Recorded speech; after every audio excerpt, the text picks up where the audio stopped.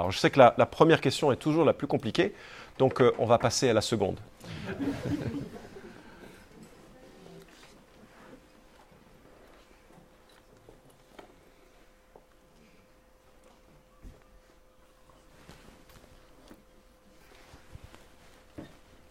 Bon, je vais faire comme la semaine dernière.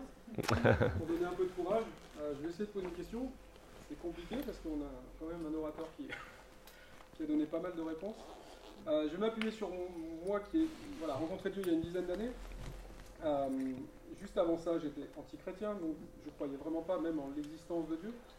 Et je ne sais pas, si quelqu'un est comme ça, peut-être, dans la salle, à cette idée que même l'existence de Dieu est à remettre en doute, comment tu pourrais expliquer à quelqu'un qu'on peut croire à la Bible, à Jésus-Christ, alors que même l'existence de Dieu n'est peut-être pas une réalité dans la vie de cette personne?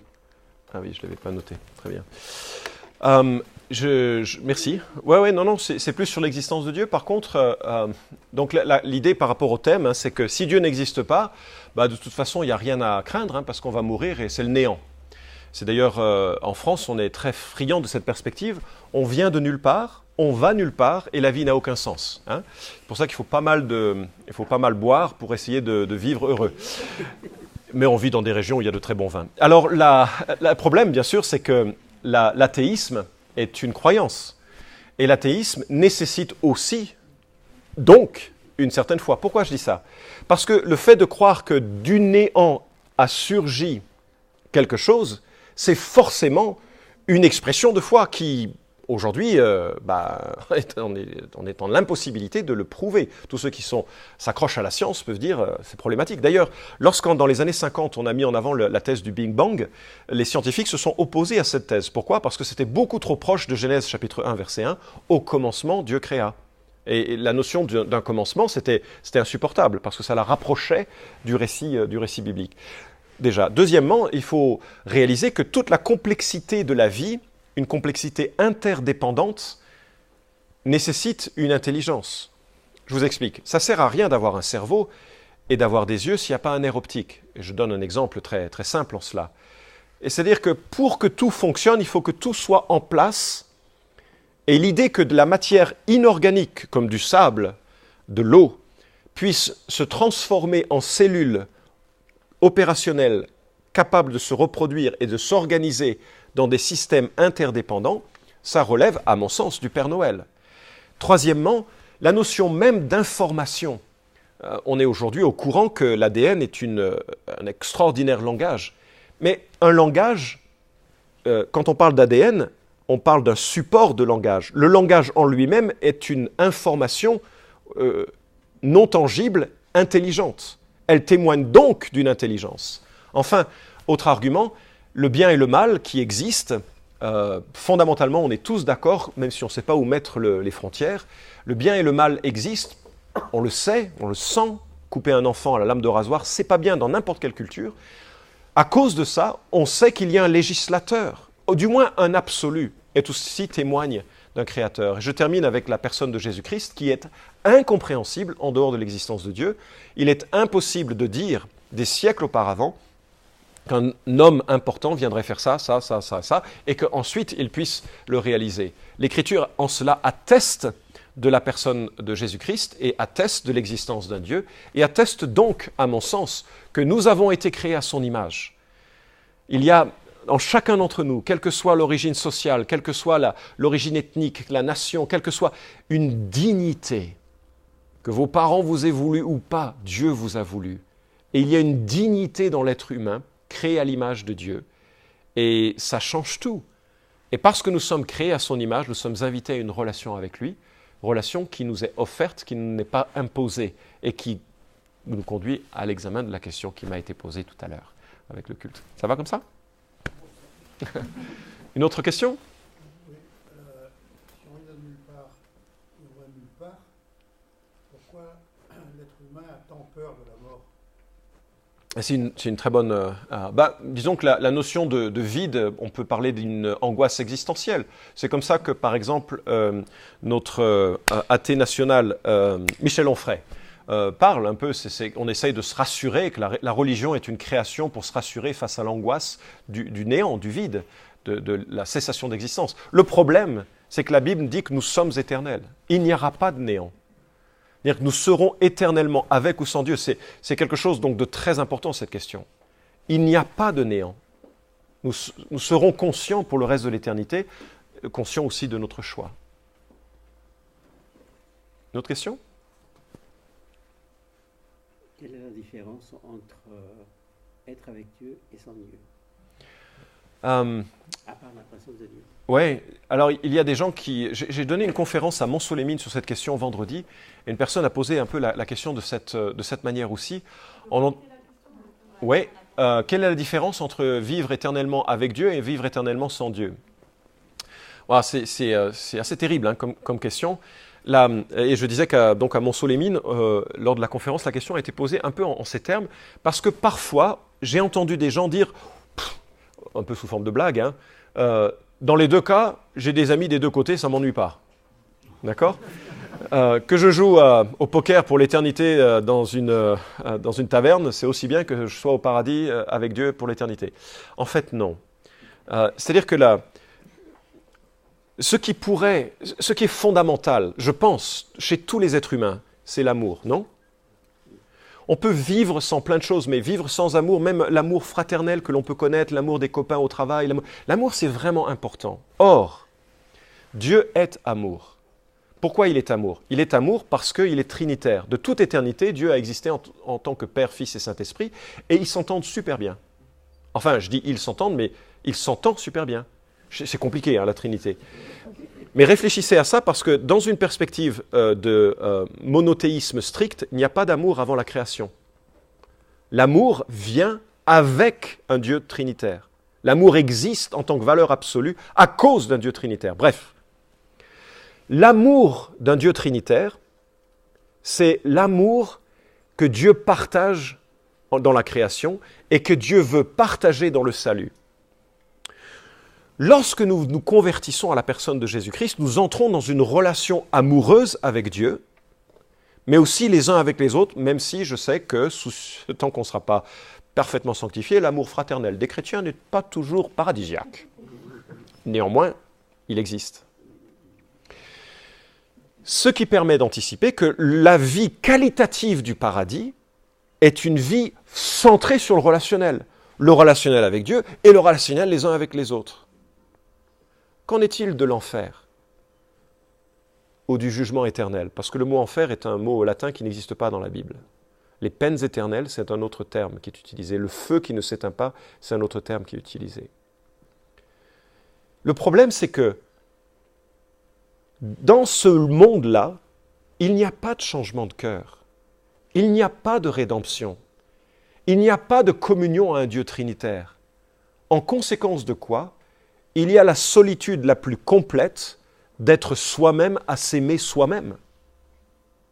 La qualité fondamentale de différence entre la vie avec Dieu et la vie sans Dieu, c'est que la vie avec Dieu est une vie relationnelle dans un monde recréé à la gloire de Dieu tel qu'il a pu être en Genèse chapitre 1 et 2, encore meilleur si j'en crois Apocalypse 21 et 22, alors que par inverse, la vie dans le jugement éternel est une vie centrée sur soi et sur le regret éternel.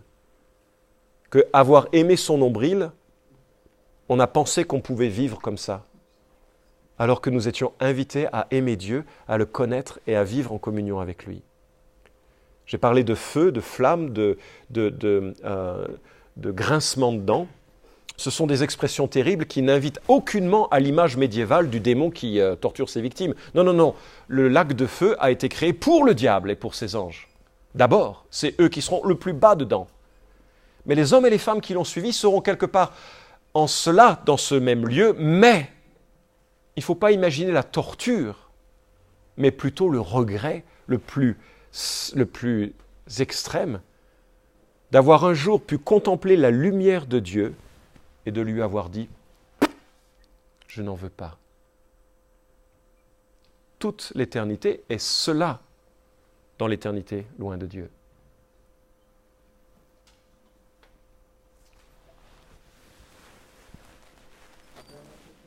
Dernière question ? Oui. La question, c'était de revenir là-dessus après la mort, et tu as parlé de Jésus tout le temps, et pourquoi en fait, pourquoi est-ce que s'il n'y a pas Jésus, pourquoi est-ce que Dieu serait obligé de nous punir?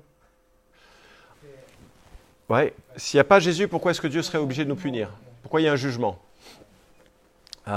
C'est une bonne question. La perspective qui nous est donnée, c'est que Dieu nous a créés pour être à son image et à sa ressemblance. Et la notion est double. Son image et sa ressemblance, ça invite deux réalités. La première, c'est à être son représentant. C'est-à-dire que lorsque l'on se regarde les uns les autres, on devrait dire « Toi, tu es le représentant de Dieu sur terre ». Mettez ça sur votre carte de visite, ça changera un peu vos rapports professionnels. Mais peut-être pas trop, en fait, le mettre. Mais c'était l'intention de Dieu. Le problème, bien sûr, c'est que l'homme a choisi son autonomie. C'est ça qui a eu lieu en Genèse chapitre 3. C'est qu'il a choisi pour lui-même ce qui était bien et ce qui était mal. Le fruit de l'arbre de la connaissance du bien et du mal n'était pas un fruit empoisonné, c'est simplement le fruit qui révélait que l'homme allait choisir pour lui-même ce qui était bien et ce qui était mal. Or, Dieu, qui avait confié à l'homme un tel mandat, a été offensé de ce choix-là. De la même manière qu'un fils ou une fille qui déshonorerait ses parents se placerait dans une relation un petit peu compliquée. Sauf que dans un schéma beaucoup plus absurde, parce que la relation parent-enfant est beaucoup plus conciliante, etc. Mais dans cette perspective, un Dieu juste et saint ne pouvait tolérer une injustice qui ne serait pas punie. Et il a engendré la réalité de ce qu'il avait lui-même promis, le jour où tu en mangeras, tu mourras. Donc la question n'est pas tellement dans le sens de pourquoi un jugement serait nécessaire, c'est que le jugement a déjà eu lieu. Il a déjà eu lieu, nous naissons séparés de Dieu, nous naissons charnels et mortels. Il a déjà eu lieu ce jugement.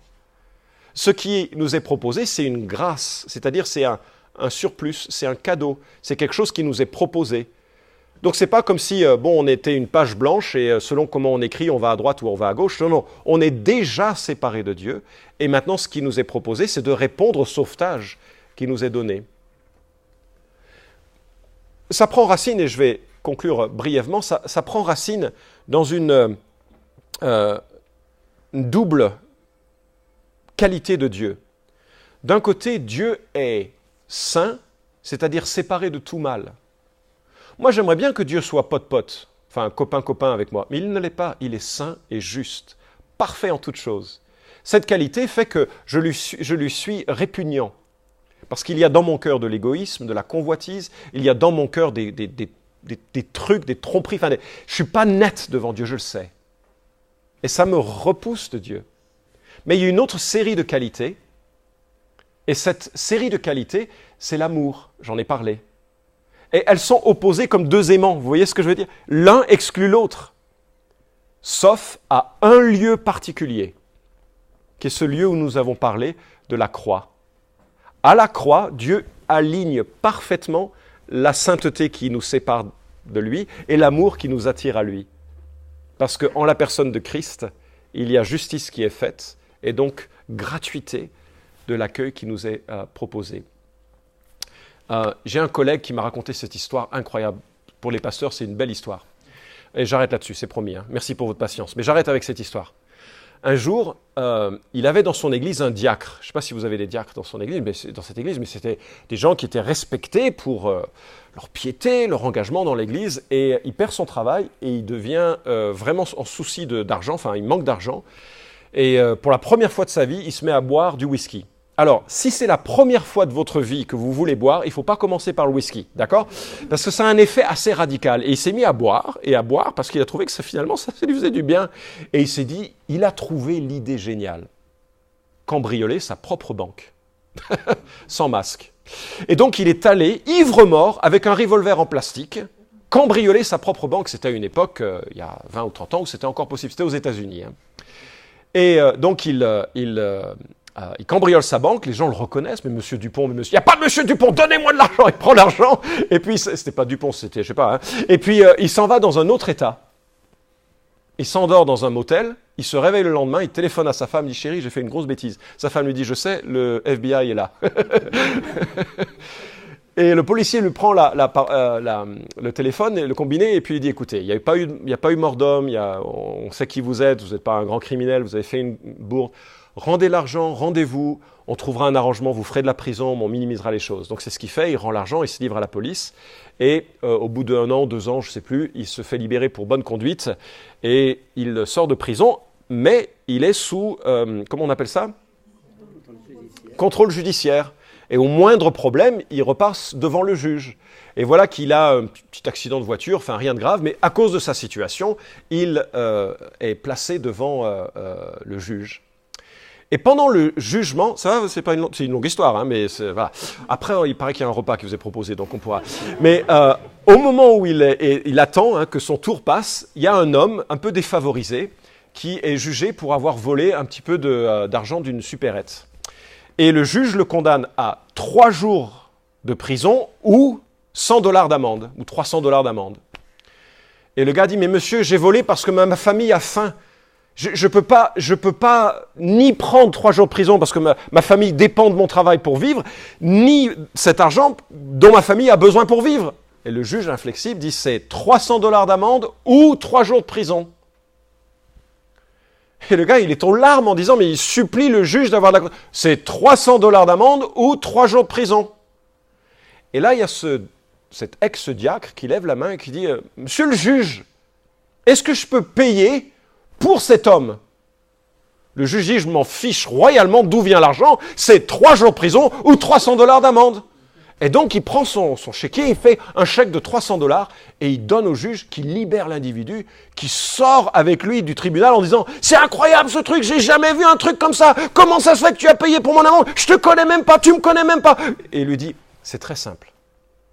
J'étais condamné à mort et quelqu'un un jour a pris ma place. »« Non, c'est pas possible !» Et il lui a parlé de l'évangile. Et c'est ça, Jésus a été condamné à mort pour qu'on puisse vivre.